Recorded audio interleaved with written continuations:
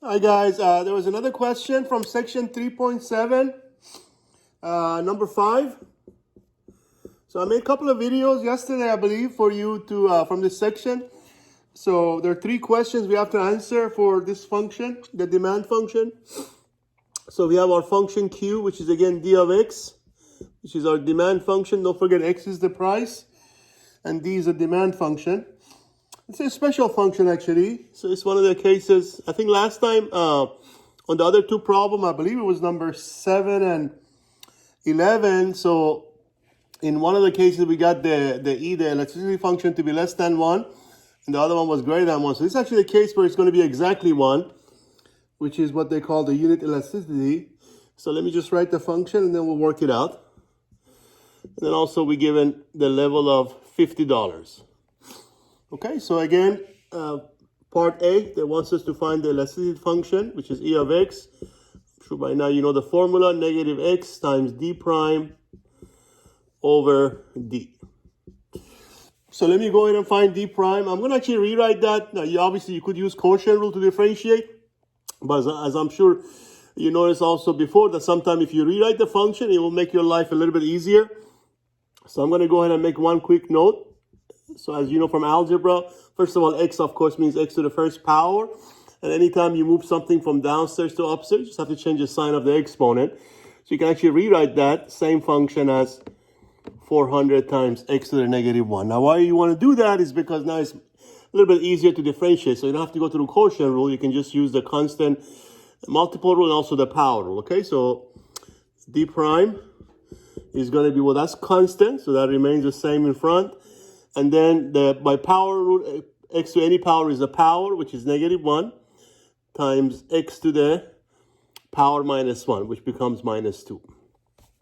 So I'm going to rewrite that. First of all, negative 1 times 400 becomes negative 400. I'm going to also move that downstairs to make it positive exponent. So basically, your d prime becomes negative 400 over x squared. So now we're ready to find E of x, which is negative x. By the way, these 2 negatives, because you're about to multiply this negative by that negative, because remember, that's your d prime, it's going to become positive, so you can just take the negative off.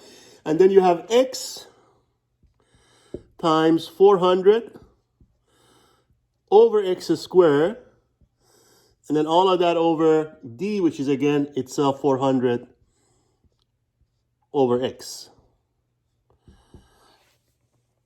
Okay, so there's your, so now as you simplify, so x cancels one factor of x with one factor. So all you're left with is 400 over x on top, and also the same thing on the bottom.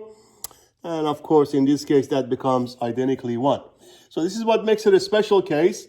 So really, as you can see, there is no x remaining here. So this elasticity function doesn't really depend on x. It'll always be the constant value 1, okay? And that may be the reason why the student got a little confused and asked about it. But either way, as you know, there are 3 cases. Sometimes E is less than 1, sometimes it's greater than 1, and sometimes, of course, it's equal to 1. So this is your E. Now we're going to do part B.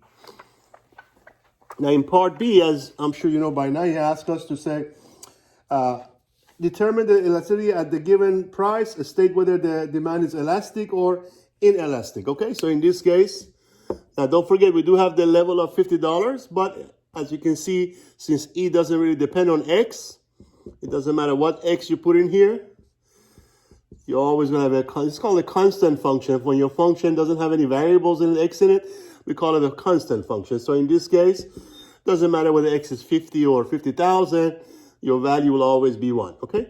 So if you go back to your section, it tells you whenever this phenomenon happens, when the elasticity function takes the value of 1 for every X, it's what we call unit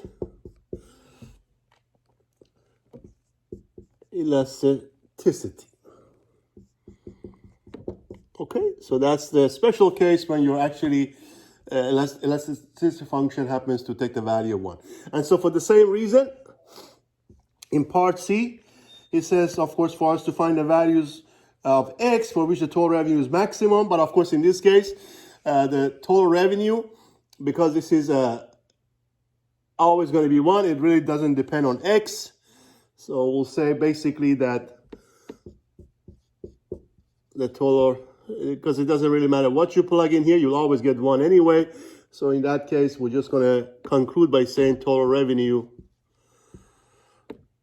is independent of X.